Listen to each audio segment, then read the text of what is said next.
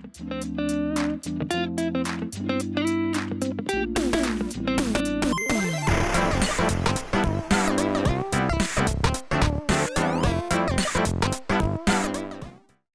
aí, galera, tudo beleza? Tá começando mais um Me Conta Podcast, o podcast aqui patrocinado pela Mais Code, patrocinado pelo Parque Office também. Quer ter um escritório bacanésimo? Olha só, Parque Office, gente, acesse aqui as redes sociais, vamos deixar aqui pra vocês. A Mais Code também trabalha com tecnologia, investimento em tecnologia, gente, melhor coisa aí pra você poder se adaptar, colocar o seu negócio no lugar, seu negócio em dia, automatizar tudo, pensa que facilidade? Mas Code consegue resolver isso pra você, tá bom? E olha só, hoje a gente tá aqui no Parque Office junto com o Pietro, que tá mais uma vez aqui me acompanhando. E aí, Pietro, tudo bem? Bom! E que maravilha. Olha só, galera, antes da gente começar a apresentar nosso entrevistado de hoje, eu vou pedir pra você se inscrever no nosso canal e ativar aí as notificações. Deixa o gostei lá, né? Não perder nada, tá bom? Deixa aquele likezinho maroto, tá bom? Por favor, tá? Vai, dá uma moral pra gente, né, Pedro? Me ajuda aí, né? Me ajuda aí, dá uma moral pra gente, tá bom? Deixa lá o gostei, comenta aí se você gostou, ou então comenta quem você quer ver aqui no Me Conta Podcast. Quem você quer ver aqui nessa mesa aqui com a gente, tá bom? Beleza. Bom, recado dado, agora sim, vamos apresentar o nosso entrevistado, Roberto Oshiro Júnior. Seja muito bem-vindo ao Me Conta Podcast. Obrigado, Thalissa, é um prazer estar aqui com vocês. E parabéns, né, por esse projeto tão interessante da Mais Code do Parque Office, né?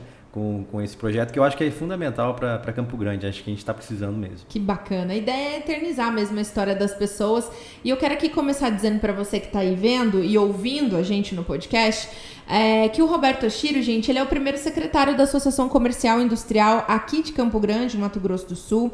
Ele é advogado tributarista, empresário, consultor, primeiro secretário da Associação Comercial e Industrial de Campo Grande, presidente da Câmara de Mediação e Arbitragem de Campo Grande e membro do Comitê Jurídico da CACB.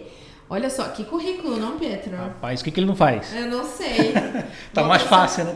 Tá mais fácil dizer o contrário, né? Bom, a gente quer começar, na verdade, esse podcast. Eu já conheci o seu trabalho, Dr. Roberto, pela Associação Comercial, né?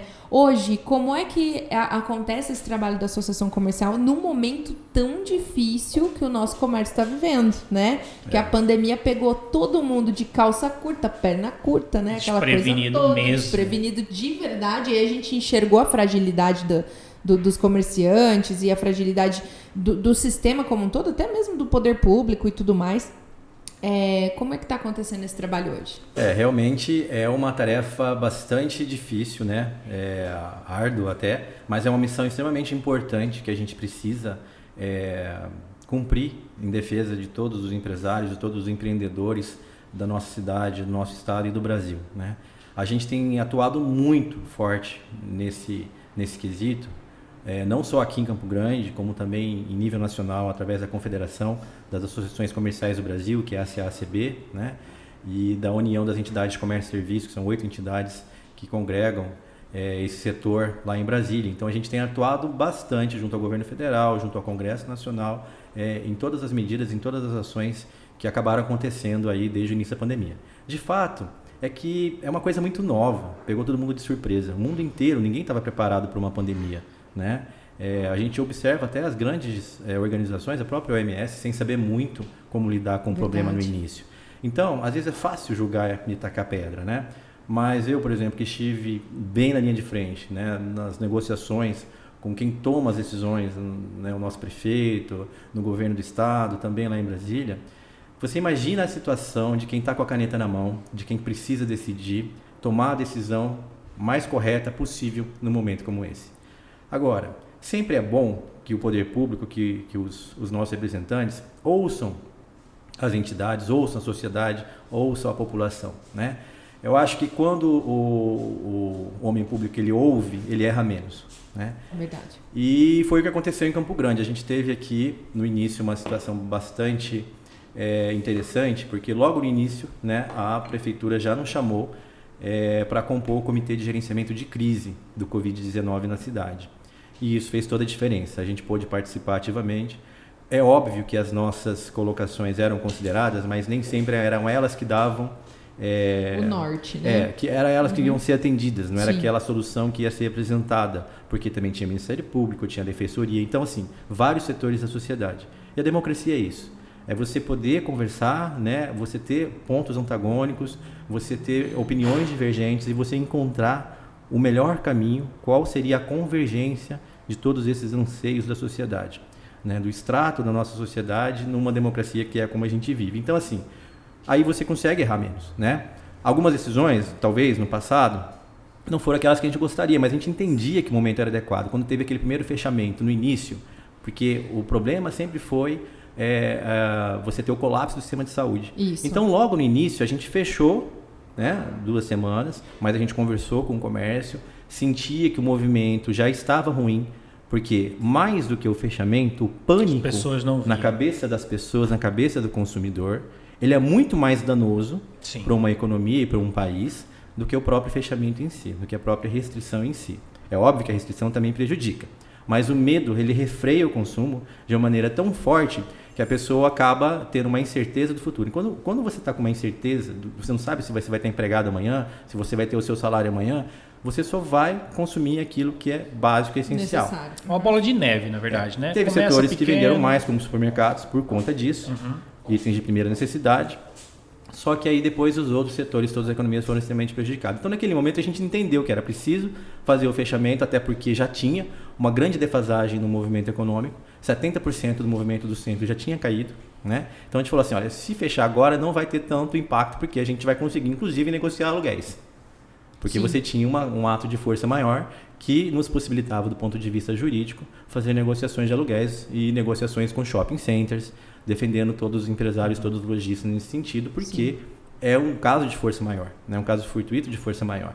Então, foi feito para a readequação do sistema de saúde. Aí eles refizeram um planejamento, solicitaram todos os leitos de UTI, fizeram todo o levantamento que não existia. Vou dizer uma coisa também, né? A males que vem para bem, se é que se pode dizer isso de uma pandemia, mas o que a sociedade brasileira, Campo Grande, Mato Grosso do Sul, aprendeu com isso, fizeram em 4 meses o que nunca conseguiu fazer em 40 anos. É verdade. Até porque o sistema de saúde sempre trabalhou no limite, né? O trabalho sempre operou no limite. Praticamente triplicaram o número de leitos de UTI. Mas nunca teve UTI disponível. Exato.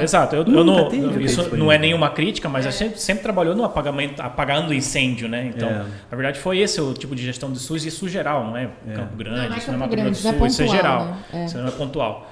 E é muito interessante você trazer esse assunto. Eu vou continuar no mesmo assunto, tenho algumas curiosidades, que é justamente sobre esses processos aí de fechamentos, de lockdown e tal.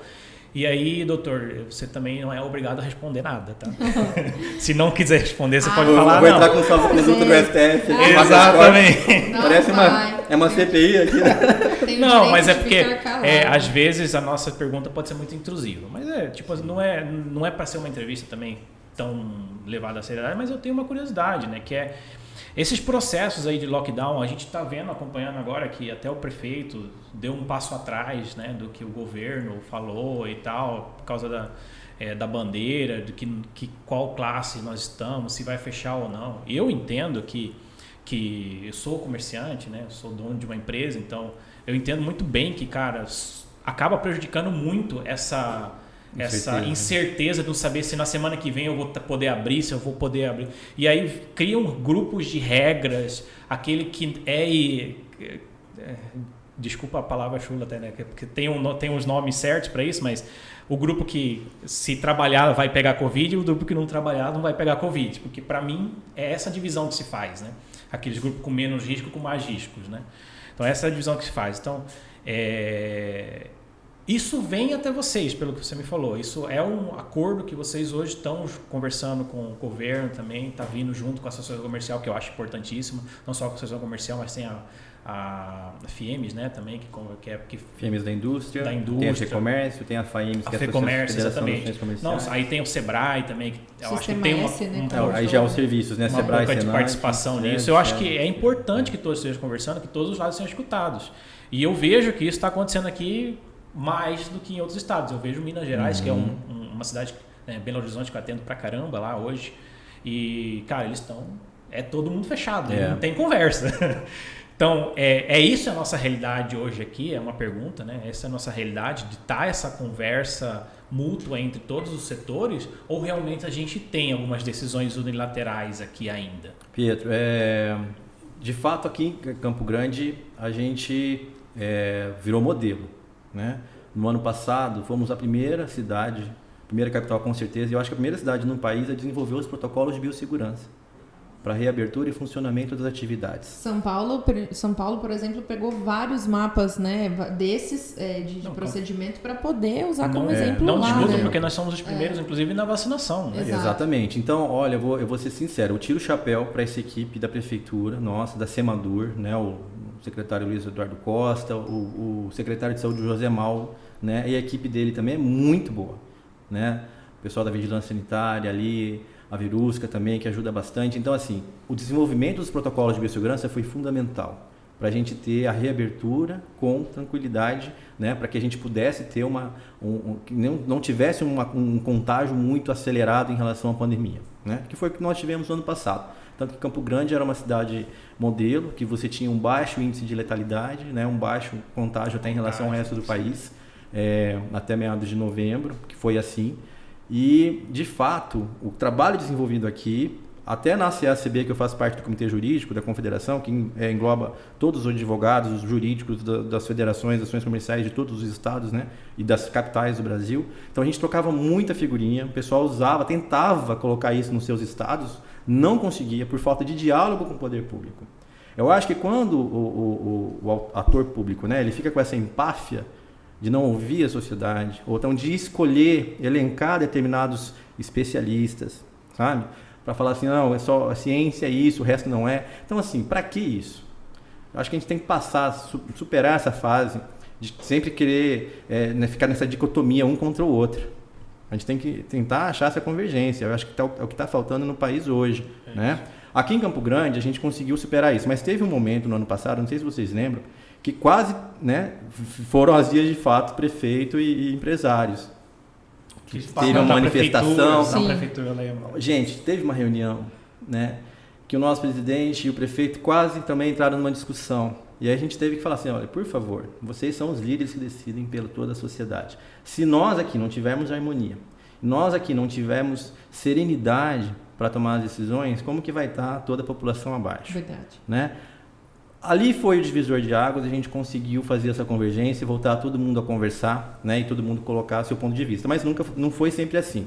A gente teve imposições do governo do estado, teve imposições da Defensoria Pública, porque assim, o Ministério Público vinha conversando, então não entrava com ação judicial. Nós também não questionamos, porque você sempre ia ter motivos jurídicos para questionar decreto de restrição. Claro. Né?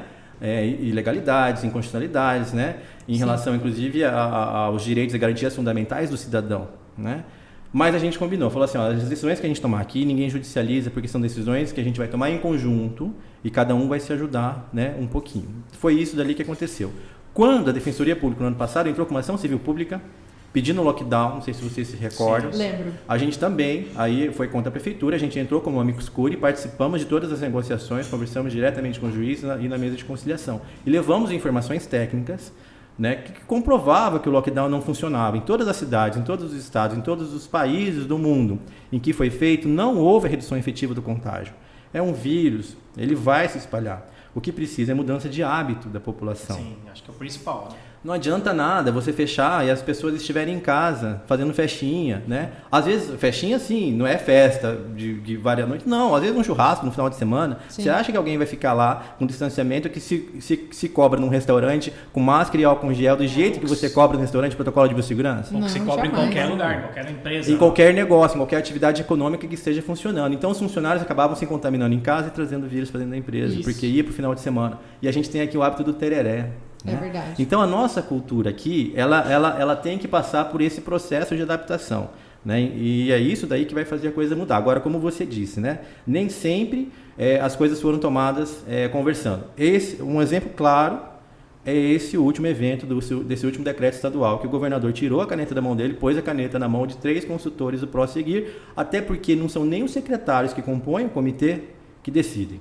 A gente sabe que tem decisões ali que eles também são contra, mas aí só porque fala que tem uma pseudociência baseada em modelos matemáticos e estatísticos, e não do que a gente observou em 1 ano e meio de pandemia, que a gente aprendeu bastante.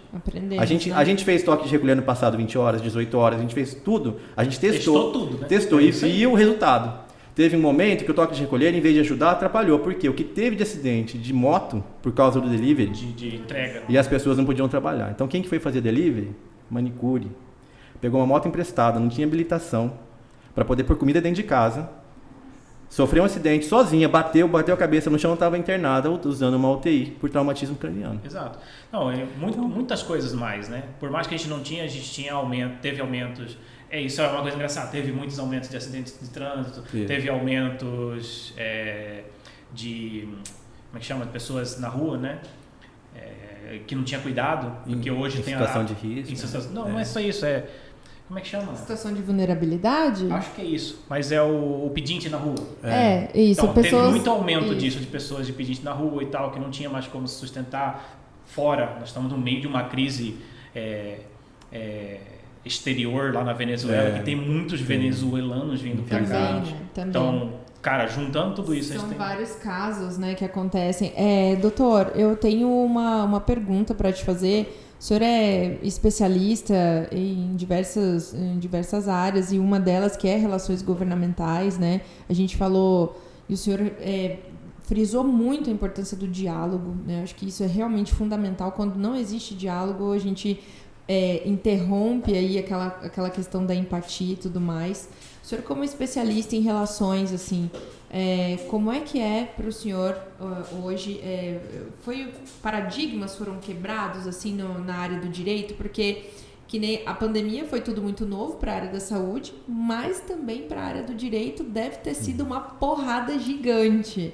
A gente sabe que existe lei para tudo, mas para a pandemia talvez não tivesse tanto assim. Como é que foi, né, esse processo dentro do direito? No âmbito jurídico, a gente ainda está tentando entender. Vou ser bem sincero para você, porque tem coisas na Constituição que foram desconsideradas simplesmente porque acharam que deveria. Inclusive, você tem uma Suprema Corte, né, que passa por cima de cláusulas pétreas da Constituição. Então, assim, o Pacto Federativo também, que é uma condição fundamental da nossa Constituição, não foi considerado. Tecnicamente, você teve um momento sui generis no aspecto constitucional, no aspecto jurídico legal. Tá? Passaram por cima de algumas situações para dizer que era assim que a coisa ia funcionar. Não deveria, mas foi. Agora, como operador do direito, o que eu consegui aprender nesse tempo todo? Tem coisas, por exemplo, você entrar com mandado de segurança para corrigir uma lei errada, às vezes você leva 2 anos e o prejuízo que a sociedade sofreu naqueles 2 anos, você não recupera. Aconteceu num caso, por exemplo, numa lei do AR lá no estado de São Paulo, que fizeram lá, levaram 2 anos, mas foram mais de 100 milhões de prejuízo causado ali para a economia do estado, né? Aqui a gente conseguiu evitar que a lei fosse publicada. Então, o que a gente aprendeu? Não basta hoje as instituições, as entidades, os setores ficarem preocupados apenas em remédios jurídicos depois que o problema já aconteceu. Né? Por exemplo, você entrar com mandado de segurança, depois contra um decreto, até hoje tem mandado de segurança nosso tramitando que não foi julgado. Esse decreto último, a gente entrou com mandado de segurança, não vai dar tempo de ser julgado, porque são decretos muito curtos, de 2 semanas. De 22 semanas. Os decretos, a gente entra com mandado de segurança, não dá tempo nem de ser julgado, já acabou o decreto, o prejuízo ali já foi causado e é irreparável. É irreparável o dano. O que a gente aprendeu durante esse processo? Que às vezes é melhor você evitar que o problema nasça. Como? Que a lei seja criada. Né? Que se crie uma lei que vai prejudicar a sociedade. Por isso que nasceu essa atuação dentro da assessoria legislativa e parlamentar, na Câmara Municipal, na Assembleia Legislativa, na Câmara de Deputados e no Senado, né? No Congresso Nacional. Porque é ali que a lei nasce. Então é muito mais fácil você fazer com que a lei não nasça do que você tentar derrubar ela depois com uma ação direta de inconstitucionalidade no Poder Judiciário. Porque até que se julgue e seja transitada e julgada essa ação, ela já causou prejuízo para toda a sociedade.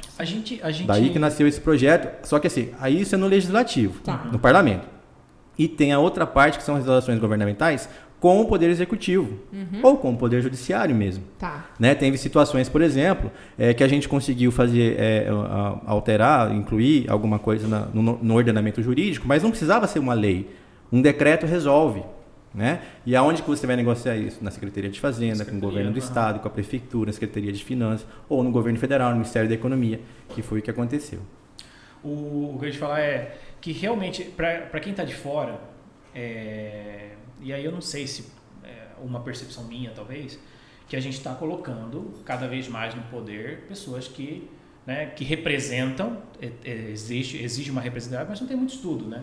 Então é sem dúvida uma assessoria, tipo, eu não vou consertar meu carro, né? Eu tenho um mecânico para consertar meu carro, né? Então, especialista. Quem estuda sobre leis, sobre justamente isso, é o advogado, né? Então, ele tem que ter uma assessoria. Eu acredito que esse seja... eles estão lá colocando, né, os vereadores, por exemplo. Não estou falando dos vereadores de Campo Grande também, né? Mas os vereadores. A maioria deles vão lá e colocam os assessores, os amigos, aquelas pessoas de cabide mesmo e tal, em vez de colocar quem pessoas... entrou na campanha. Quem entrou na campanha, mas as pessoas fundamentais que ele poderia colocar é um assessor jurídico, cara que vai ajudar ele, e uma pessoa de comunicação, cara. Pra mim, né? É o que eu vejo hoje. Porque a composição de comunicação vai ajudar ele, como falar bem, como ter os discursos bem, né, bem realizados, bem feitos, porque fazendo isso você conquista mais gente, você consegue expor a sua ideia melhor. Igual alguns dos nossos governantes que não conseguem falar direito. Oh, meu Deus. Mas, em compensação, você tem um jurista que você te ajuda, né, nessa formulação de leis, porque a gente tem buracos nessas medidas que os vereadores fazem hoje. Tem aqueles buracos que quando vai para Senado, quando vai para Assembleia... Tudo tem brecha. Eles descobrem a brechinha lá para levantar a bola e transformar isso numa briga parlamentar, né? Uma briga entre partidos, inclusive. Então, acho válido. Isso é uma opinião própria minha, né? Que eu acho que é o que o cara devia pensar. A pessoa que vai entrar como vereador, né? Como deputado, etc.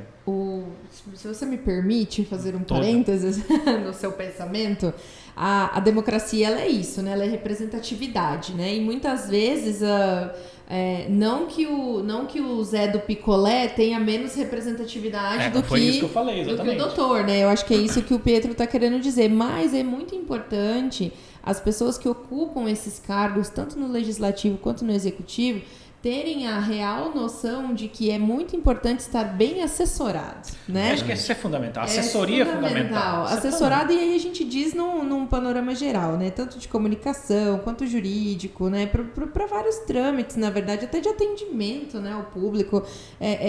Tudo se conversa, né?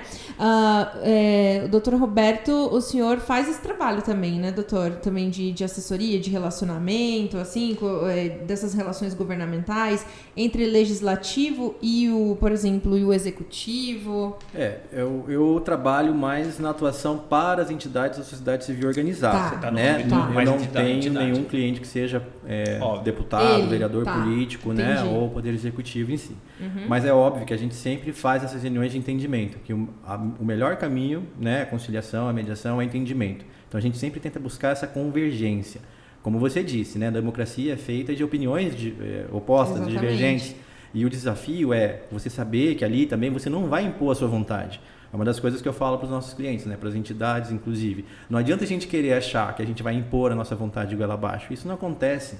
Você tem que chegar a explicar o seu ponto de vista, tecnicamente, as suas justificativas, né, para que ele se convença de que talvez aquela seja a melhor solução, o melhor caminho, ou a gente encontrar um meio termo.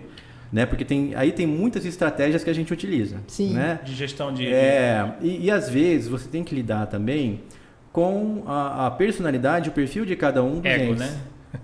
Um pouco de ego, né? Eu não queria falar dessa forma, mas tem egos e vaidade. Eu tento traduzir, porque eu escuto você falando, doutor, e desculpa, e sempre fica claro que é a minha opinião, né? Eu fico você falando, e eu comparo isso. Cara, a gente não tem uma paz num casamento, relação com seus filhos, você tem que saber negociar todos os dias. Isso acontece no seu dia a dia, entendeu? Isso não acontece ouvindo na esposa. Mas é isso mesmo. É isso mesmo, você tem que saber negociar todos os dias. Você vai impor essa vontade? Não. Não vai desse ser goela abaixo. Ela assim, não, eu quero assim, ela vai, não vai, você tem que não deixar, vai, exatamente. você tem que deixar ela entender que ou ela achar que ela teve a ideia. No final, ela teve a mulher razão. sempre tem razão. Olha, tá, tem vezes gente? que é isso mesmo, Contar sabe? pra Tem vezes vocês. que é isso mesmo. Você tem que, às vezes, fazer com que ele proponha uma solução, porque ele se sente parte do processo. Você levou. Deixou todo Isso é importante para levou. todo mundo, seja para, né, numa negociação qualquer entre... área, né? Em qualquer área. Até, vamos supor, na própria diretoria de ação comercial, para tomada de decisão, ou mesmo, né, num ambiente político. Agora, o que acontece é que, às vezes, a gente elege a pessoa e esquece. A gente fala assim, o político só vem de 4 em 4 anos, mas também você só lembra dele de 4 em 4 anos? O que você fez durante? Hoje, se bem que eu acho que a sociedade brasileira evoluiu muito. Hoje a gente acompanha a política como nunca acompanhou na vida. Verdade. Né? Hoje acho que é capaz o pessoal saber os ministros e não saber a seleção brasileira. Né? Os secretários, né? A gente Palmas tem... para o povo brasileiro. Não, tá melhorando. Tá melhorando. Eu gosto de falar que eu enxergo o copo meio cheio. O pessoal fala, tá horrível. Tá... Não, tá muito melhor. Olha 10 anos para trás como estava. Né? Então acho que a gente vem passando por esse processo evolutivo e faz parte disso tudo também a gente exercer a nossa cidadania. Então, o que a gente fala, né? Principalmente por isso que a Associação Comercial de Campo Grande hoje, eu acho que ela é a terceira maior do Brasil já. Né? Bacana. Tava entre as 5, eu acho que a gente já alcançou o terceiro em quantidade de números absolutos de associados, de empresas associadas. E proporcionalmente ao número de empresas, eu acho que talvez seria a primeira. Mas por conta dessa atuação bastante contundente. Né? E também a gente não faz oba-oba. A gente não levanta a bandeira sem ter estudado bastante o caso, sabe? A gente não fica atacando pedra. A primeira coisa que a gente procura é conversar. Seja com o governador, seja com o prefeito. A gente só vai avançando as etapas na hora que a conversa não resolve, na hora que a sociedade não é ouvida. Aí você tem que começar a colocar algumas notas, né? A falar alguma coisa na imprensa. Né? Às vezes é um deputado... Olha, teve vários projetos de leis que a gente conversando com o deputado, ele entendeu e retirou. Entendi. Não precisou ir para frente. Outros não. Entrou num debate, não houve consenso. Aí a gente tem que fazer uma articulação no parlamento, né? Justificativas técnicas na Comissão de Constituição e Justiça. Aí tem várias etapas dentro do processo legislativo. Até o final da votação. Se perde, depois a gente vai para o governo, porque o governo tem que sancionar ou vetar a lei. Aí depois se veta, volta para o parlamento. É um outro trabalho dentro do parlamento para manter ou derrubar o veto, entende?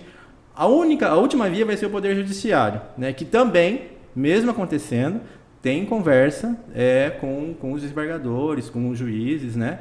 Para explicar a situação, para que eles possam tomar a decisão da melhor forma possível. Não é porque você vai querer impor a sua vontade, o seu pensamento. Não, você quer subsidiar todo mundo. Isso já não é democracia, né? Não, isso não é. Então, mas você sabe que isso é uma dificuldade, às vezes, do próprio empresário, do próprio associado entender.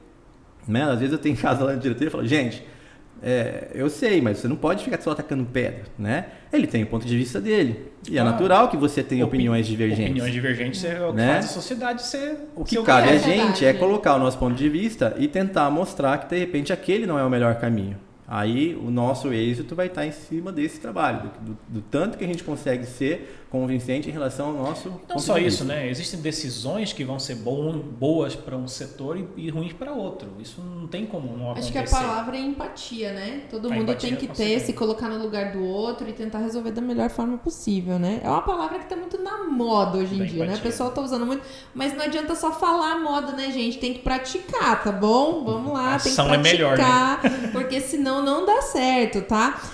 Doutor Roberto, eu tenho um termo aqui, ó, que eu nunca tinha ouvido falar, mas eu quero saber porque eu tô curiosa, né? Trabalho de advocacy. Advocacy.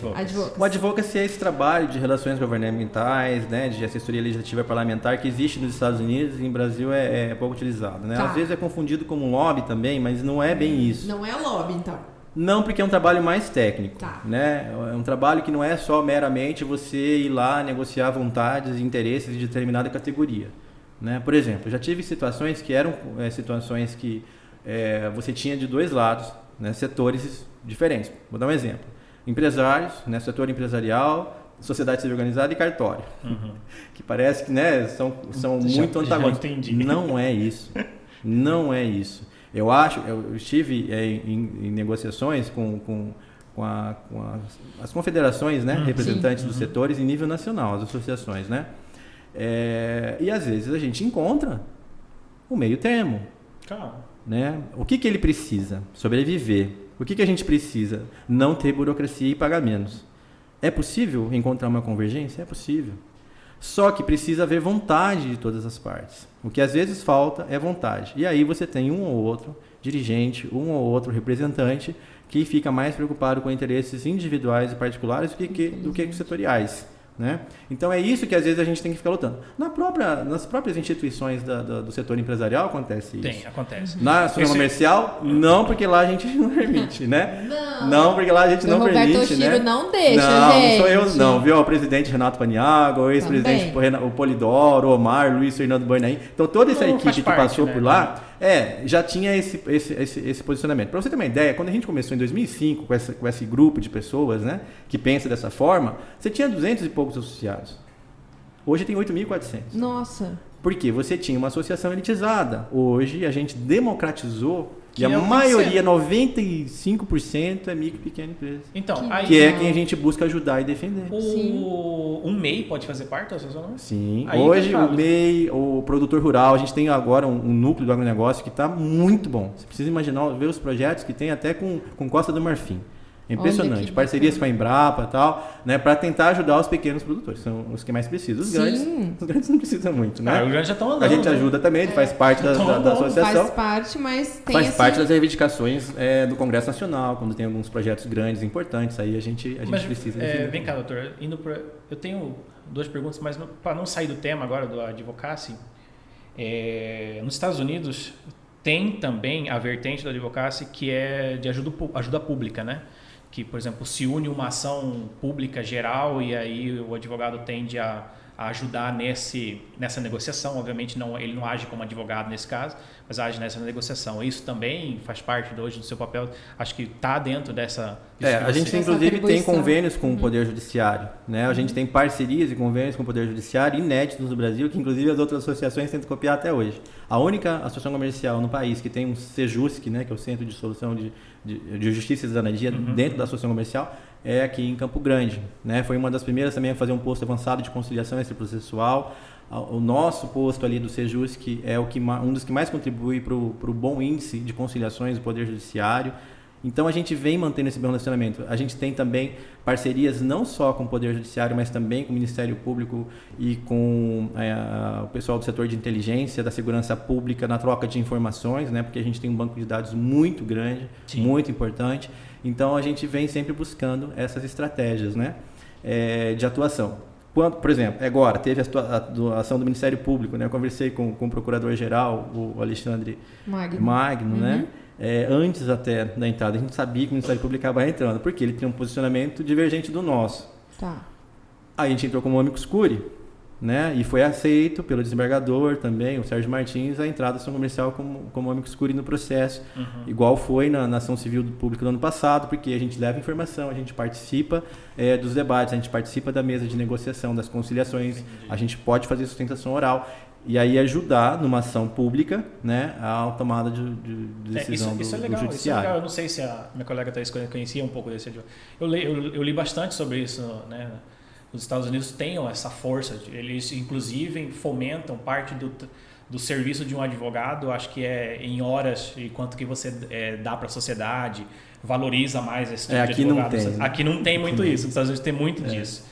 E eu li bastante sobre isso, por isso que para mim é interessante. Eu nunca vi acontecer isso aqui. Normalmente você tem aqui a promotoria pública, né? A defensoria pública. Lá não tem, né? Pessoa pública, lá não existe isso, então. Aqui também não existia, quem fazia eram as faculdades, né? É isso. Na minha época, lá no estágio da OCDB, a gente atendia a população carente. Mas o legal é a diferença, né? Que não é atender um cliente, né? É atender uma sociedade como um todo, um grupo de pessoas como um todo. No caso aqui, o Ministério Público ele atua como um advogado da sociedade, né? Dependendo do tipo de ação, o próprio Ministério Público ele acaba encabeçando algumas ações, né, doutor? Tipo, alguma coisa relacionada ao consumidor, né? Coisas também... Mas é legal, por exemplo, nos Estados Unidos eu vejo, por exemplo, aqui aconteceu a liberação, o bloqueio do parque do parque aqui, do Parque dos Poderes, para correr do final de semana. Ah, tá. tá. Ele bloqueia isso aí é uma coisa que um advocacy faz nos Estados Unidos. Tá ligado? Ele faz ele pega o problema da sociedade ali, reúne-se com o Poder Executivo, é possível fazer, não é possível, e tira uma coisa. Não então, é advogado. aí nesse caso não é com o judiciário, é com o executivo. É com o executivo. A gente faz isso. bastante. Legal. Isso a gente faz bastante. Né? Eu estou falando, lendo sobre isso é o que eu escuto como modelos deles lá. Eles fazem muito isso porque também tem a parte ruim, né? Que eles gostam, o pessoal rico gosta de ficar separado do pessoal de um pouco mais, então eles têm esse tipo de coisa para não deixar pessoas morar naquele bairro, esse tipo de coisa também eles fazem movimento. Tem a parte ruim desse negócio também. Eu acho que aqui no Brasil, por isso que realmente a gente tem que ter um pouquinho mais de orgulho próprio, né? Da nossa nação, do nosso Não nosso funciona povo. desse jeito, né? Não é. Graças a Então, Deus. eu acho até essa questão da miscigenação racial, religiosa. Sim.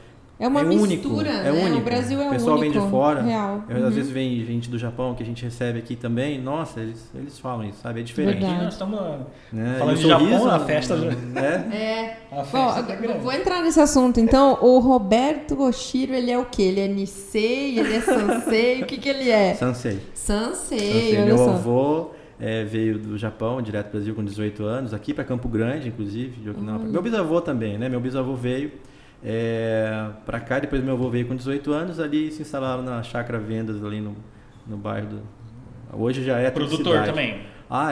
Todo mundo era... A maioria dos japoneses Fala era- que Campo Grande era uma ilha de turco cercado de japonês por todos os lados, meu né? Deus, que eram as gente. colônias. É Aqui bem também, né? isso. Na região do Parque dos Poderes, Aqui tudo era. Justamente, isso que eu tô lembrando. tudo era Você vai para colônias- próximo, colônias Jaraguari, japonesas. Bandeirantes, tudo ainda tem muito japonês, muita família japonesa produzindo. Campo Grande hoje tem a segunda maior colônia japonesa do país? É a terceira. Mato Grosso do Sul, né? A terceira. São Paulo, Paraná e depois... Paraná. Agora, de Okinawa é a primeira. De Okinawa. A Que tem colônia, características a colônia de específicas, Okinawa, né? de Campo Grande, é a maior do mundo fora De Okinawa. É. Que bacana. Que é a ilha de onde a gente... Isso. Meus antepassados, né? Vieram, a família Oshiro de lá. E, por exemplo, o soba, que é o prato Típico. símbolo, né, de Campo Grande hoje, Veio de né? algum lugar, né? É de Okinawa. Então, né? você sabe que o nosso soba, ele é feito baseado no soba de Okinawa, mas o soba de Campo Grande, ele é específico. De Campo Grande. Criado pela colônia japonesa de Campo Grande. Nossa. Porque É é um bem lamen, né? nosso Acaba mesmo. sendo um lamen. O lamen é um macarrão um pouquinho mais diferente, né? Então, o nosso macarrão aqui do soba, ele é único também. É único. Eu vi feito uma pela vez, colônia japonesa aqui de Campo Eu Grande. vi uma vez produzindo, tinha inclusive uma cinza específica de uma madeira. O negócio Eu não sei, viu? Eu vou confessar, eu aquele nunca vi Eu só produzindo. como. Nunca vi aquele tipo produzindo. de segredo, que aquele tipo de... Se eu te contar, vou ter que te apagar. Então eu só desse como, jeito. né? Eu vou lá e mas como. é uma Sou produção. bom pra isso. Eu falo assim, né, que por eu ser jornalista, e eu agradeço muito essa oportunidade que eu tive na vida, porque eu consegui conhecer um pouquinho, assim, de muitas realidades. E ver a produção do macarrão de soba foi uma coisa que me marcou muito, e até hoje. Porque eu sou descendente de libaneses, né? Então a minha... jura, né? Não dá brinca. pra notar, né? Não dá pra notar, né, gente? Tá batendo no microfone aqui, ó. Só que eu sempre convivi muito, eu tive muitos amigos na minha infância que eram japoneses. Então eu realmente, assim, fiquei muito ligada à cultura e realmente, assim, faz muito parte da minha infância. É bem gostoso, assim, de relembrar isso. Mas, Dr. Roberto, a gente falou aqui um pouquinho do soba, né? E a gente tá aqui levando essa conversa um pouquinho pro lado pessoal. Mas eu quero saber, então, do Dr. Roberto Oshiro, o que representa, né, a comunidade japonesa para o senhor hoje, né? Enfim, tanto é que lá na Associação Comercial tem vários empresários que também são seus amigos de infância, que são pessoas que fazem parte da colônia japonesa. O que isso representa para o Roberto Oshiro? Olha, é uma raiz muito forte, né? É uma cultura muito forte que a gente traz, que a gente carrega, né? Os valores, né? A ética, a moral da cultura japonesa é uma coisa muito importante que eu acho até que algumas coisas a gente já tem começado a ter na nossa sociedade brasileira, né? Então, essa questão do respeito, né? Principalmente aos antepassados, né? A ter essa honra, essa questão de você não querer fazer nada de errado que possa envergonhar os seus antepassados. e não deixar nada de errado que possa prejudicar seus descendentes. Que legal. Então essa questão da espiritualidade dentro da cultura japonesa é extremamente importante. E claro que contribuiu muito, eu acho que para Campo Grande, né, é uma colônia muito grande, muito forte, né? Temos hoje vários empresários mesmo, né, que são da colônia japonesa, mas assim, nem tantos quanto eu acho que deveriam. Olha, né? por Porque, favor, pessoal, vamos porque lá. assim, sempre teve uma tendência, né, desde a época do meu pai, de ou você virava engenheiro ou médico, né? Olha só. Advogado, pouco. Por quê? Porque tinha que falar, né? E o japonês não tem tanta essa habilidade de comunicação. Tímidos, então ele tem uma habilidade mais de raciocínio, né? De uma coisa mais técnica, mas não tinha tanta essa habilidade. Mas isso já mudou bastante, né? Hoje a gente tem bastante advogados até. Tivemos vários políticos também, né? Não sei se você lembra do Armando Tibana, grande comunicador, né? Sim, também. Então, conheço ele desde... Alisson Maruyama, a gente volta. Ela é lá da Maricari também. Da minha turma. Ele é lá da Maricari. Então eu conheci a Maricari por causa do Ali. Eu também sou de lá, né? Você vai lá também? Não, eu não tô indo, eu não vou, é legal. mas eu conheci lá por causa do Alisson. Para você sentir um pouco também dessa questão da parte espiritual, né? Da espiritualidade da cultura japonesa, eu acho que é interessante até para ter o contato. Então, assim, o Armando Tibana, ele foi presidente do NIPO, né? Um grande comunicador da TV Morena aí por vários anos e foi o vereador mais votado e tudo, né? Então, o a gente Paulo tem Tibana é filho dele. Paulo acho que era o irmão, né? Irmão dele. Também trabalha com comunicação e tá em São Paulo agora, trabalhando com transmissão. Não, então deve ser. Também é da Morena. Filho, eu acho que é filho dele. Caso assim, né? Encontrando tinha os Paulo, colegas. que eu acho que era irmão ou primo também. Mas porque ele era da minha idade, então eu acho que deve ser filho. Meu pai também já é falecido, ele trabalhou bastante com ele no NIPO, né? Que legal. Agora eu sinto um pouco de falta do que a gente tinha no passado, sabe? A colônia era mais... É que também você acaba misturando tudo, né? Sim. Antes era muito voltado para dentro, né? Sim. Então você ia no médico japonês, você ia no dentista japonês, ia comprar roupa numa loja de japonês, na Nippon Baby, na 14, etc. Nippon Baby, é antigo, né? É da sua época também? Pô, doutor. Hoje já não tem mais isso. Se eu falar que eu gosto... não lembro, hein? Se eu falar que eu gosto de K-pop, eu posso me enquadrar nas novinhas? Agora você vai rolar, bem novo, hein? K-pop é novo. K-pop é dos novinhos, né, doutor? Não vai rolar, Thaís. Você não gosta, não. Eu gosto sim de BTS, tá? Mas do BTS é Coreia do Sul. Canta uma música aí, vamos ver. Não. Como é que é? Não, esqueci. É porque na rádio ela escuta, né? Porque não sabe. Dynamite, pô. Dynamite é super famosa, BTS. Só que eu não vou dar o ar de cantar aqui, porque, gente, eu canto muito mal, é sério. Se eu vivesse disso, tava enrolada. Mas é isso. Ô, doutor, assim, agora a gente... Vamos sair do pessoal, vamos voltar pro profissional, que agora, assim, vou pegar aqui o doutor numa questão que a gente estava até conversando aqui antes um pouquinho de começar sobre algumas coisas, assim, que eu também acabei passando na minha vida, sobre sociedade, aquela coisa toda, né? De amigo que vira sócio e não dá muito certo, aquela coisa toda. Isso não é pessoal, não, tia? Não, eu tô tentando fazer uma consulta aqui com o doutor, né? Praticamente. Olha só, doutor, planejamento sucessório e societário com proteção patrimonial. Talvez se eu conhecesse isso antes, eu não teria tomado tanto prejuízo, né? Não sei, desculpa interromper até você, Greg, e aí é um ponto interessante também que muitas poucas empresas hoje que são familiares se preocupam com isso. Verdade. E a gente vê isso acontecer diretamente. Vamos pro grande aí, que é a Globo, por exemplo. Roberto Marinho faleceu, os filhos... Né? Você não sabe quem manda mais ali dentro, porque ele não fez esse planejamento, etc. Acho muito importante trazer essa discussão para a sociedade.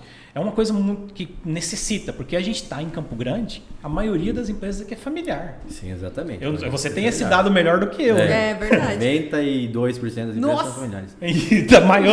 Eu estava pensando 60% só. Não, a maioria, né? A maioria absoluta das empresas são empresas familiares. Gente, eu tô admirada com esse número. E aí a gente acha assim, são só os pequenos. Você vê grupos econômicos enormes familiares. Não é? Enormes. Gente. E aí a pessoa às vezes, né, acha que nunca vai dar problema, acha que não vai morrer. Nossa. E aí veio uma pergunta: esse trabalho que você executa paralelamente à associação ou a associação te ajuda nesse processo? Não, na verdade assim, eu sou advogado, tenho meu escritório, né, tem uma banca de advogados lá que trabalha junto com a gente e um dos meus clientes é a associação. É claro que eu também faço parte da diretoria e muita coisa às vezes que eu faço não quer nem dizer que é porque eu sou advogado da entidade. Entendi. Tem horas que, né, é o escritório que atende todas as demandas, Tem horas que eu vou fazer as articulações, por exemplo, de relações governamentais, né? Articulação política, essas coisas. Agora tem horas que não, que eu tô lá como diretor mesmo, né? Tá. Como mais um ali para carregar o piano junto com o Renato, junto com toda a equipe lá. E eu tenho, dentro da minha atuação no escritório, né? Vários grupos, vários clientes que são empresas mesmo, grupos empresariais, né? E alguns investidores, né? Eu também já tive... eu não sou só advogado, eu sou empresário também, né, nessa parte. Eu já tive construtora, incorporadora, salão de beleza, restaurante. Igual a gente. Olha, mas é legal. O empreendedor é isso. O empreendedor é isso. Eu vou falar mais uma coisa. Eu estou indo na área de startup agora também. Olha, se Deus quiser, logo a gente vai estar com unicórnio. Eu sei que todo mundo tem unicórnio, né? Unicórnio, 1 bilhão. Todo mundo tem unicórnio. É ter unicórnio. Mas, então, esse trabalho é o trabalho que eu sempre fiz, né, na minha carreira, na área do direito empresarial. Então, a gente atende empresas. Eu sou tributarista, e aí minha visão de advogado tributarista contribui bastante, porque, geralmente, em São Paulo, eles fazem planejamento sucessório e societário, proteção patrimonial, mas nem sempre tem um especialista em direito tributário acompanhando o processo. Tanto que eu atendo alguns casos, né, porque eu tenho alguns parceiros em São Paulo, o professor Rogério Scamoto, por exemplo, que é o coordenador da área de gestão de empresa familiar da FGV, né? E ele tem alguns clientes aqui, e na parte jurídica eu faço para ele, e às vezes tem algumas demandas na parte tributária lá que a gente também atende, né?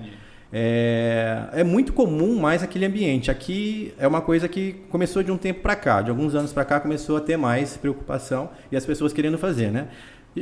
Geralmente fica meio popularizado como holding. O pessoal sai abrindo holdings, né? Holding imobiliário, holding empresarial. Mas às vezes o trabalho não é bem feito. Às vezes o trabalho, não querendo desmerecer, não tem atuação de um advogado especialista na área, né? Às vezes é feito por um contador, que às vezes pegou um modelo de um contrato e vai fazer. Meu Deus, eu copiei ali da internet. Contrato social de empresa, né? Contrato societário, quem faz? Contador. É o contador. Nossa. Então, às vezes as pessoas... E aí, tudo bem, não desmerecendo. Sim. Ele vai fazer aquilo que a pessoa precisa, né? De maneira muito prática, mas ele não vai pensar em todos os pormenores da relação societária que aquilo pode gerar no futuro. Se der errado, né? Quando eu faço um contrato, eu fico é um trabalho de futurologia. Você fica imaginando o que pode dar errado. Futurologia. De previsão. Você tem que ficar imaginando, mas onde que pode dar errado? Porque, assim, é muito legal quando está na fase de namoro. Então, se você combina bem, põe tudo no papel na fase de namoro, na hora que der problema lá na frente do divórcio, se tiver tudo combinado, tá ótimo, né? Então, a gente faz bastante esse trabalho, primeiro da questão societária, entre as partes. Às vezes, é melhor você estipular certinho, né? Como que sai? Ninguém pensa nisso. E na hora que a gente quiser separar, né? E se você quiser comprar a minha parte, se eu quiser comprar a sua, né? Aí tem cláusula de shotgun, tem um monte de cláusulas específicas que a gente coloca nos contratos já nessa questão dessa previsibilidade. Agora, o planejamento societário, sucessório, é aquele grupo familiar grande que, de repente, ele está pensando, será que os filhos vão querer continuar o negócio dos pais? Os pais sempre querem obrigar os filhos a isso. Verdade. Não é saudável. Não é saudável. Não é saudável. Só que aí é um trabalho, inclusive, que aí a gente chama outros profissionais para poder fazer reuniões. Às vezes são reuniões 4 horas, né, com a família. Às vezes você vai fazer reunião separada, só com um filho, depois com outro, depois com os pais, né? Tem situações muito particulares, sigilosas, né, que no nosso caso a gente trata como se fosse um confessionário mesmo. Meu Deus, e leva para o túmulo, né? Porque assim, não, tem situações, né, você tem que fazer um testamento. Às vezes tem filho fora do casamento que o outro não sabe. Que a pessoa não sabe. Vai dar um problema quando ele morrer. Para que você vai deixar dar esse problema? Não, porque a gente está aqui, a gente vê aí familiares, etc., tendo que passar por 1-2 anos para dividir o espólio. Pois é. Não, e aí aparece um fora do casamento. Depois que já dividiu, tem que reabrir o inventário. Você não sabe o problema que dá. E sabe qual é o problema? Não é só econômico, não. É o problema do desgaste emocional que isso causa na família. A família sofre. Então, às vezes, o testamento, né, fica em sigilo no escritório. Se vier acontecer alguma coisa, a gente vai renovando esse testamento de ano em ano. Agora, tem situações também que a pessoa fala assim, vamos fazer uma road, ou então vamos proteger o patrimônio, passar tudo para os filhos. Né? Mas quem disse que o pai vai morrer antes do filho? Tem situações que o filho morre antes, né? Aí você tem uma situação, é um caso que eu gosto de contar nas minhas palestras, né? Para a pessoa poder entender, né? Então você está lá, você tem lá seu filho, você passou tudo pro nome dele, né? E ele está viajando com a esposa Você fez com doação com cláusula de, né, um monte de coisa lá. Frutos, Tá. Aí morre o filho, ele tem um netinho também, né? Um acidente de carro, morre os 3. Para quem que vai todo o patrimônio que estava no nome daquele filho? Ah, meu Deus. É uma boa pergunta. Depende. É uma boa pergunta. A resposta mais prática, mais Depende. comum no direito é depende, né? O Depende. professor sempre falava isso na faculdade. Qualquer coisa fala depende. Por que depende? Quem morreu primeiro? Quem deu o último suspiro. E aí a medicina legal vai dizer exatamente, tem que verificar quem foi aquele que deu o último suspiro, que entrou ar no pulmão em questão do horário, mesmo. Porque se morrer primeiro o pai, né? Morre o filho dele. Depois morre o neto. E depois morre a esposa, né? A nora. Vai tudo para os pais dela. Por quê? Na sucessão, a linha sucessória gente. Do ascendente para o descendente, morreu o filho, passou tudo para o netinho. Só que o netinho morreu. Ele não tem filho. Para quem vai? Para o ascendente, para a mãe. Né? Que era a nora. Aí ela morreu. Para quem que vai? Para os pais dela. Não volta o patrimônio para aquela família. Não tem a divisão 50-50 nesse caso aí? Que é 50 para a mãe e 50 do filho? Sim, mas em caso de... Para o nossa da Roberta dos bastidores. Isso daí, não, pode estar casado em... Né? Porque assim, vamos supor que eles tivessem casado em separação de bens, que fizeram todas essas... Agora, mas quem morreu foi ele primeiro. E passa para quem? Passa para o filho. Sim. Não vai para o pai. Não vai para o pai. Ele tinha um filho, tá certo? Ele tinha um neto, né? Então assim, o filho dele, né, era pai já. Se ele morrer, não sobe, desce. Aí vai pro netinho. Sim. Tá certo? Aí esse netinho morreu, para quem que vai? Não vai pro avô, vai pra mãe que estava viva ainda. E se não tiver a mãe, se estiver separado? Não, mas é mãe. Mas é mãe. Tá viva? Tá viva é mãe. Tá viva Mesmo é em separação de bens, olha só, o patrimônio não interessa o regime de casamento. Sim. Então, às vezes, não se observa e não se pensa nessas coisas. Presta atenção, galera. Aí por isso que eu falo, mas isso vai acontecer? Claro que não. É extremo. É muito remota a possibilidade disso acontecer, mas pode acontecer. Qual é a função do direito de advogado? Né? Mitigação de risco. O que a gente faz é mitigar risco. O risco vai ser zero? Não. Mas você consegue fazer ele chegar o mais próximo de zero possível. Então, num trabalho como esse, de proteção patrimonial, de sucessão, você vai fazendo alguns ajustes, alguns instrumentos jurídicos para dar uma segurança maior. Né, gente, eu tô assim, chocada com as explicações. Eu acho que é uma aula que a gente tá tendo aqui, né? E que você aí também tá vendo e ouvindo, gente. Porque, olha, realmente em choque com algumas informações aí que talvez a gente não teria, põe tudo no nome do seu filho pra você. Só teria acesso se a gente passasse por isso, na verdade, né? Então o Dr. Roberto Toshiro tá aqui para pensar em tudo que pode dar errado para você, né? É isso aí, gente. Uma curiosidade. O senhor falou, né, que a associação comercial acaba sabendo dos decretos e dos MPs antes de eles irem a plenário e tal. Você tem uma equipe de pessoas que fica em comunicação? Sim, ou isso vem também de denúncia? Olha só, denúncia de vez em quando, só que denúncia a gente chama denúncia pro Ministério Público. A gente chama denúncia, mas não é. Porque tipo, já não é a função da entidade. Né? Se for denúncia, a gente já encaminha, né? Já teve, tá? Aí a gente tem essas parcerias, esses convênios com os órgãos de segurança pública e a gente encaminha para quem deve cuidar do assunto, né? Até porque às vezes também tem que verificar se é verdadeiro ou não, né? Claro. Hoje fake news exatamente. É um modo. Tem que tomar muito cuidado. E a gente toma muito cuidado com o nome da associação comercial, né? Um nome muito forte, quase 100 anos aí. Então, assim, não entre em aventura. Não entre em aventura, né? Por mais que a gente às vezes já tenha sido incitado no passado, né? Falar, vamos para uma manifestação contra esse, contra aquele.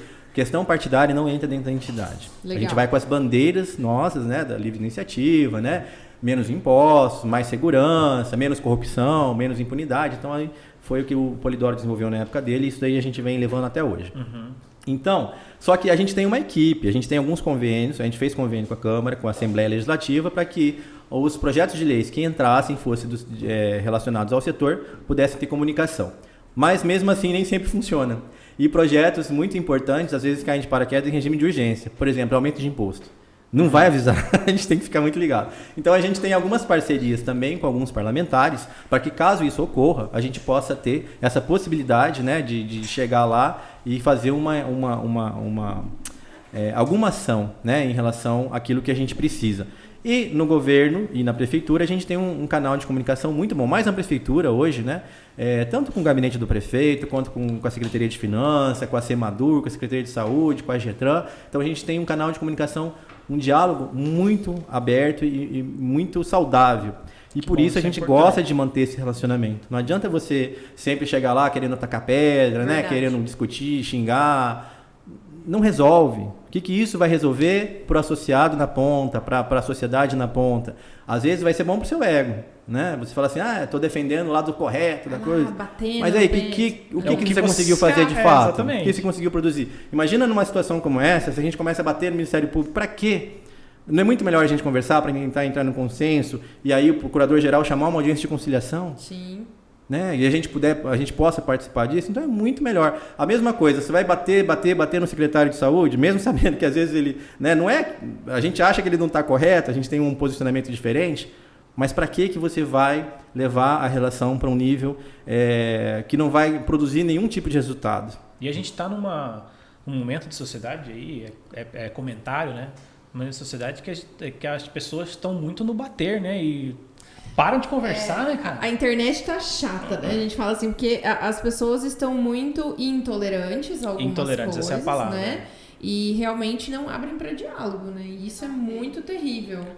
Eu vejo algumas lideranças empresariais, inclusive, fazendo isso. Não, né? Aí você vai ficar atacando pedra, xingando o prefeito. Primeiro que não é fácil tomar a decisão da hora que você está do lado de lá. Não mesmo. Né?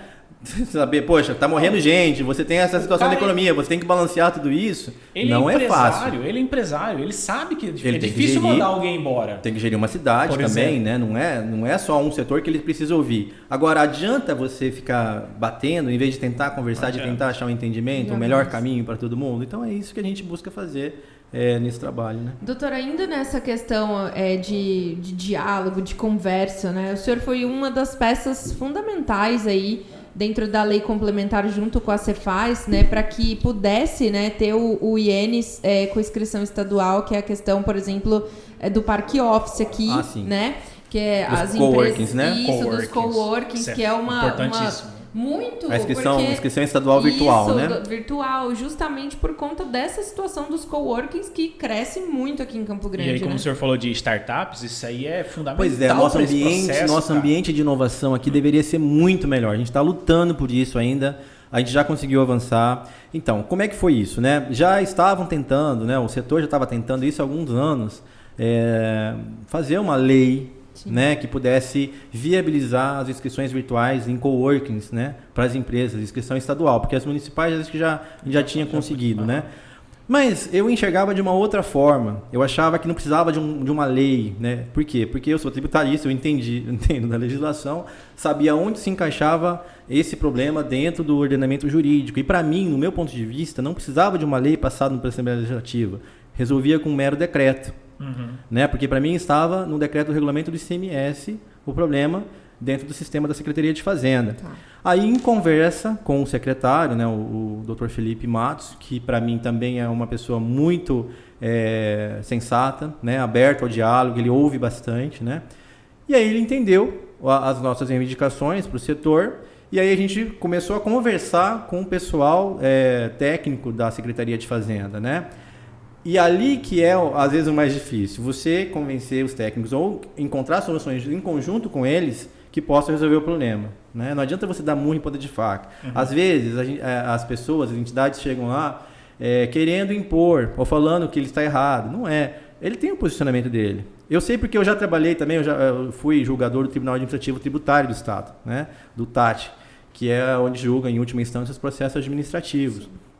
Então, eu tive um relacionamento muito bom com os fiscais, com a inteligência fiscal, né? E a forma de você saber, quando você sabe como o fisco pensa, né? E aonde você quer chegar, aí você tenta encontrar essa convergência, que foi o que conseguimos nesse decreto. Não é o ideal, que a gente ainda acha que pode evoluir mais, né? Porque tem algumas etapas para a gente vencer, mas é o que a gente precisava naquele momento. Então, eu acho que é questão de você fazer um planejamento estratégico. né, até para poder alcançar o seu objetivo. Mas foi num período até rápido, acho que foi em torno de 4 meses, a gente já tinha o decreto feito e ele está servindo de modelo para outros estados. Sim, porque não existe. É um ambiente de cowork, de startups no Brasil, né? Tem pedido o decreto aqui do Mato Grosso do Sul. A gente vê aceleradoras, né? Aceleradoras Oxigênio, que é uma das grandes aceleradoras de São Paulo, que passam por esse problema hoje, porque lá não tem legislação para isso. Então eles não conseguem abrir. Aí o que tem que ser? Ele abre um leque de holdings. Pois é. E fica tudo embaixo. Fica fazendo simulação. Exatamente, sabe? fica tudo embaixo da mesma empresa. Aí complica, né? E corre risco, tá? É um risco tributário que ele está correndo do fisco, depois lá chegar em tentar que é uma simulação, é uma elisão fiscal, né? Não, nem só isso. Acaba sendo que o empresário criador de uma startup tem que se submeter a ter um sócio por causa disso. Então, para ter um lugar físico.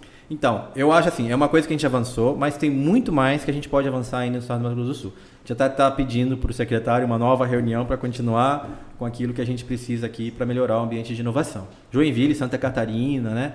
Tem o melhor ambiente legal para inovação Santa e Catarina. tecnologia. Santa Catarina é fenomenal. Nossa, o pessoal está indo tudo para lá, né? Aliás, aqueles que conseguem trabalhar em home office, Florianópolis está virando... As grandes empresas, né? Você vê Mercado Livre, Uber, tá tudo lá, né? Tá tudo lá por causa por essa facilidade da legislação que eles encontraram. Será que a lá, gente não pode transformar Campo Grande? A gente deve. E aí Mato Grosso do Sul, mas a gente fica batendo às vezes, dando muito ponta de faca, sabe? É difícil. Doutor, que eu vou falar que é uma verdade minha. Eu trabalho na área de TI, né? Minha área é da área de tecnologia, fundamentalmente criação de programas. Então, cara, o que eu vi, eu fui para lá, fiquei 6 meses em Florianópolis, trabalhando com a empresa lá, por isso que eu te digo, eu trabalhei dentro lá do mesmo lugar, que é um coworking, onde está o Mercado Livre, na portinha do lado está o Uber, na portinha do lado está o OLX, naquela época, depois o Mercado Livre comprou tudo, né? O Mercado Livre comprou inteiro. Aí ficava o OLX ali do lado, para ter umas portinhas, cara. Aí você entrava, tava trabalhando normal lá. Isso existe, isso é um ambiente legal lá em Florianópolis de trabalho.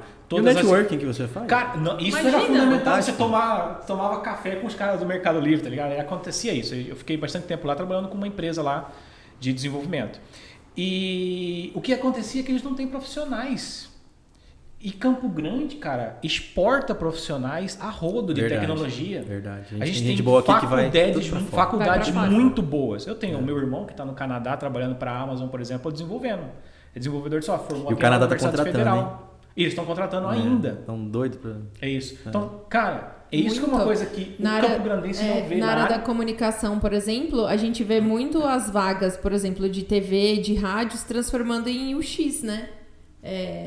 Exatamente. As vagas que é a experiência do digital. Né? E CEO, né? Que é a produção de textos, de conteúdo para internet, etc. Acaba um jornalista... Que é o ambiente que agora as pessoas estão o tempo inteiro justamente porque, enfim, é a facilidade. Nós estamos nós no podcast. A gente está aqui no podcast, né? Então, tá mudando, né? Tá mudando rápido, a gente tem que se adaptar. Mas é isso que eu acho. O direito, né, doutor? Porque, assim, hoje, por exemplo, a gente vê... E aí, assim, te falo que é o que a gente vê, a realidade todo dia, por exemplo, os crimes cibernéticos que aumentaram exponencialmente nesse período, né? A gente tem aí várias pessoas, enfim, o Pix, que daí dá pra fazer Pix, que daí não dá mais e que... Gente... A Thaís tá falando porque ela caiu num golpe esses dias. Você também caiu num golpe. Não foi meu pai, tá? Foi meu pai. Tadinho do meu pai, né? E acabou fazendo um Pix, a gente acabou fazendo um boletim de ocorrência, mas a própria polícia falou, não tem o que fazer. Não existe legislação que enquadre, por exemplo, esse crime cibernético. Né? Então, estelionato, ele não mas conseguiu é um processo... cancelar o Pix? Não, só consegue cancelar depósito. O Pix não, porque o Pix ele é com chave e senha, né? Você tem que digitar a senha para você fazer o Pix. E aí o gerente do banco não pode, mediante senha, desautorizar um depósito. Mas então, tem resolução. Na verdade, vai acontecer. Depois do BO tem um processo dentro, mas devolve. Eu já tive amigos que tiveram o mesmo problema, devolve o dinheiro. Mas muita gente que não tem informação, por exemplo, que são pessoas mais... pessoas muito humildes, né? Que a gente vê relatos todos os dias. estão caindo e os crimes cibernéticos só que aumentam. E tem a LGPD agora também, que ninguém está se atentando. Eu tenho falado para o pessoal comercial, tenho falado para os empresários. Eles estão observando. Daqui a pouco. Não, agosto é a penalidade da NPD, da Autoridade Nacional. Eu participei também desse projeto lá no Congresso há mais de 10 anos, né? E aqui a gente teve uma LGPD estadual que tentaram fazer, a gente conseguiu barrar, porque não tem como você ter uma em cada estado, né? Duas diferentes. Aí eu ajudei o pessoal do Nacional, da NBC também, a coibir essas leis em vários estados no país.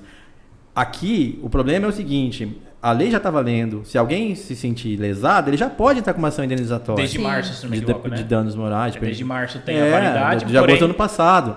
Só que assim, a penalidade da Autoridade Nacional de Proteção de Dados vai ser a partir de agosto, mas não quer dizer que ela não está valendo, o pessoal está confundindo. Né? Então, assim, quem se sentir lesado já tem processo em São Paulo. Olha aí. Tem processo em São Paulo. Aqui eu acho que não vi nenhum por enquanto. Acho que também mas porque pode, não sabe, né? Talvez a população não está sabendo. Para reclamar não Os sabe. Advogados ainda não se atentaram, né? Porque advogado que começa a querer entrar com o processo, né? Advogados da audiência desse podcast, por favor, atentem-se, né? Vai começar a ter um monte de cliente. Porque é verdade, os clientes... Um novo nicho de mercado. Com certeza. Agora, essa questão do nicho de inovação que vocês estavam falando, vai ter uma reunião, a gente está tentando a alteração da lei do PRODES desde o ano passado, né? Que é a lei de incentivo fiscal do município. Cara, eu acho que deveria ter um incentivo exatamente para empresas de tecnologia, né? E talvez a gente não consiga isso ainda. Vamos ver como é que a gente vai conseguir desenrolar isso dentro da Câmara, né? A partir da semana que vem.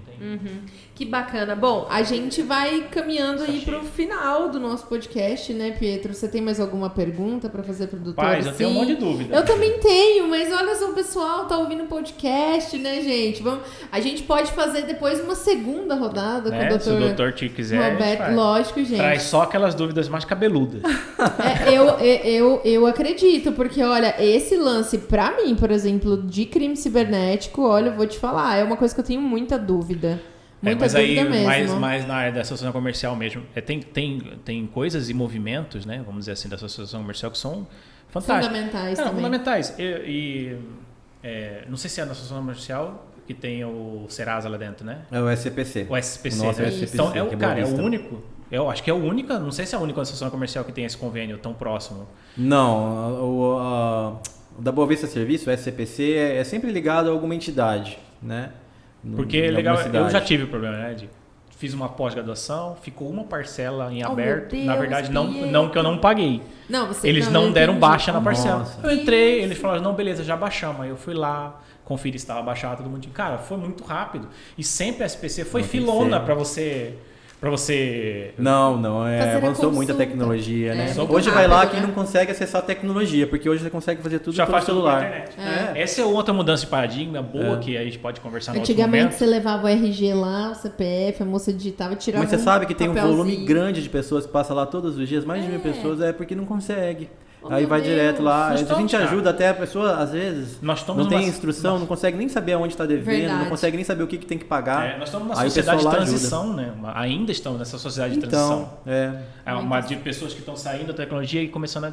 Essa pandemia foi fundamental para uma mudança brusca de paradigma. Ou você entra na internet, ou você entra na... Muita coisa acelerou. Ou você é ponto com, ou você é ponto fora. Como acelerou no comércio, nas empresas, eu vou falar, até no escritório de advocacia, o meu escritório. Cara... Hoje em dia todo mundo em home office, de vez em quando a gente vai pro coworking trabalhar, o TJ fazer reunião, começou etc. a entender que os escritórios começaram a comprar câmeras para fazer audiências online. Isso já tinha como acelerou, né? Os juízes fazendo há muito tempo, né? Mas era eles únicos naquela iniciativa tecnológica deles. Mas não, isso era uma realidade que já podia ter sido feita há muito tempo. Implantada há muito tempo, né? Eu dou sempre o exemplo das vendas. Roberto Nigro, né? Que falou, acho que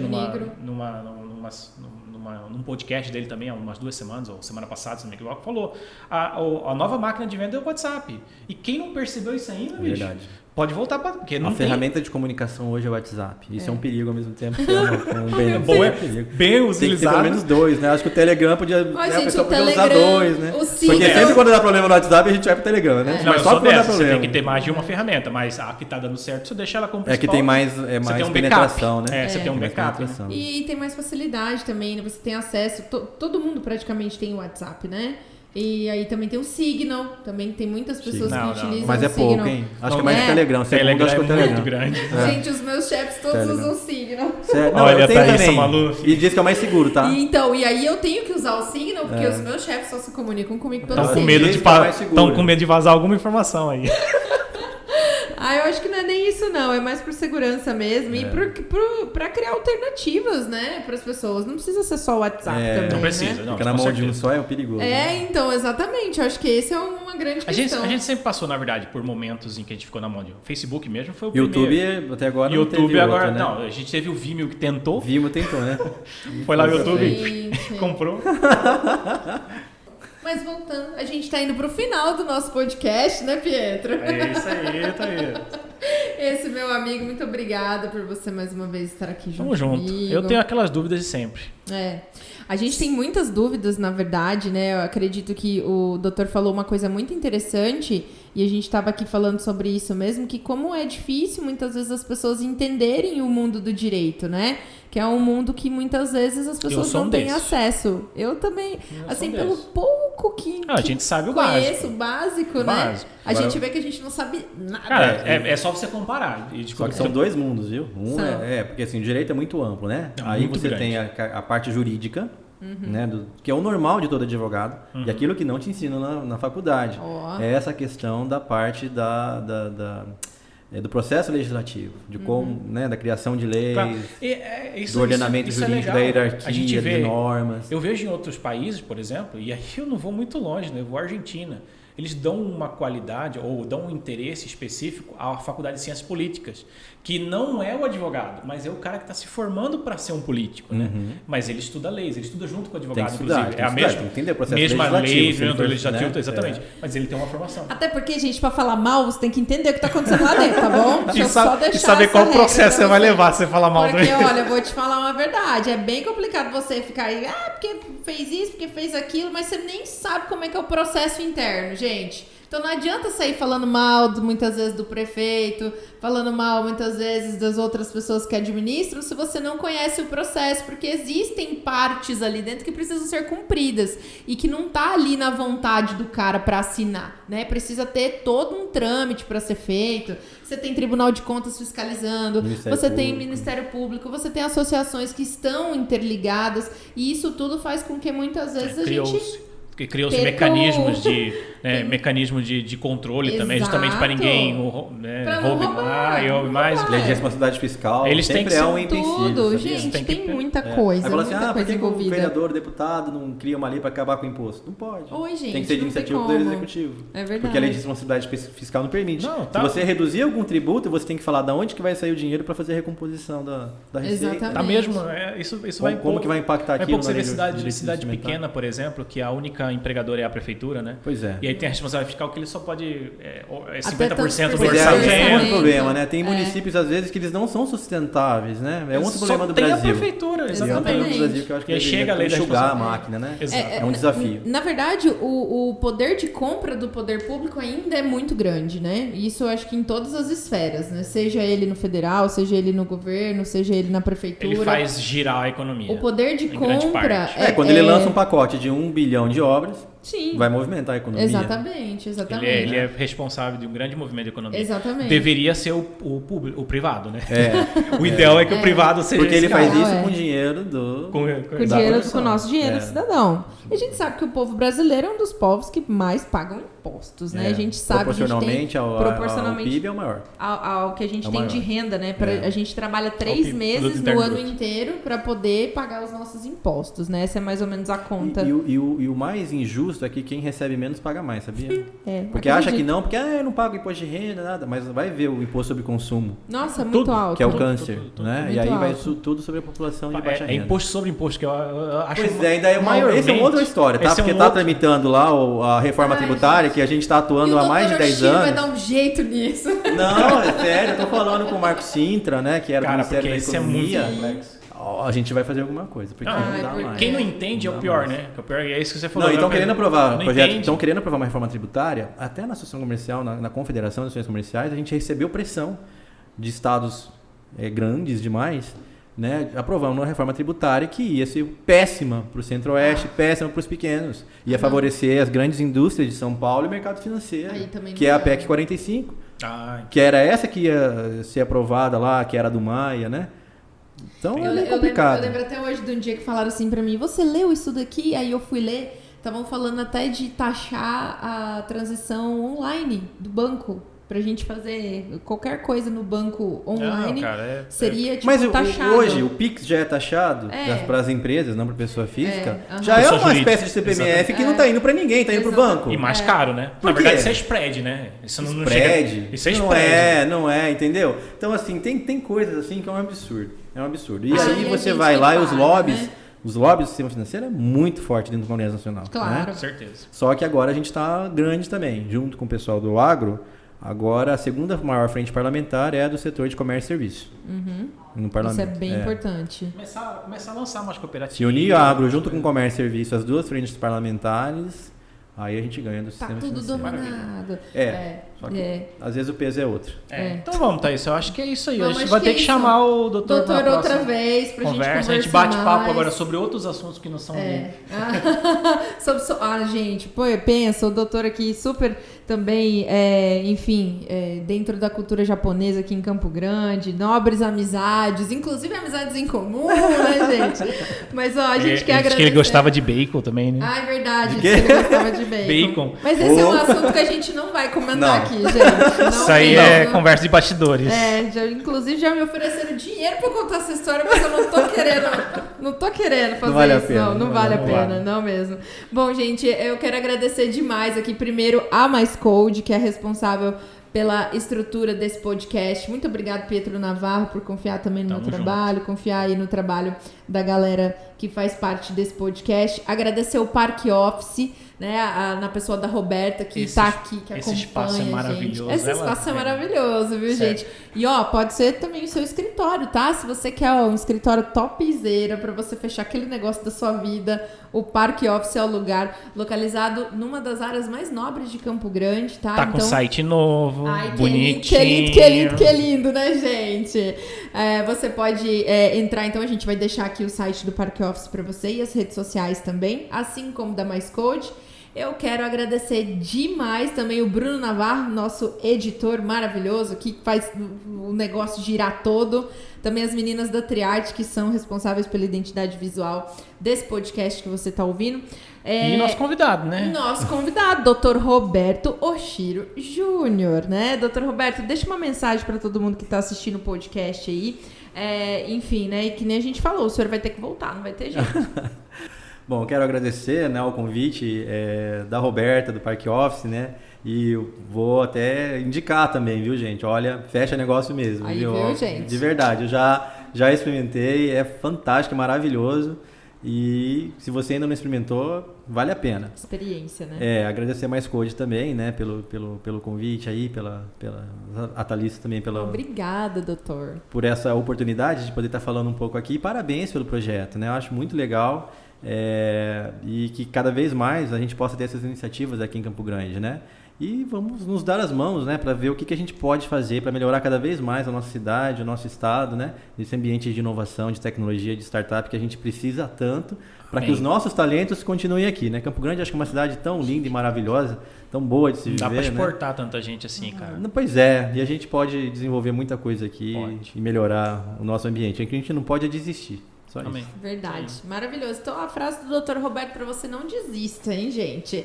Bom, então eu quero agradecer aí todo mundo que ficou. Você se inscreve no canal, ativa o nosso sininho. Não esquece, tá, gente? Você aí deixa o likezinho pra gente aqui no nosso vídeo com o Dr. Roberto Oshiro, tá bom? Fiquem bem aí, até o próximo episódio do Me Conta Podcast. Seja feliz, não aceite menos que isso, tá bom? Beijo, gente. Tchau. Tchau, tchau.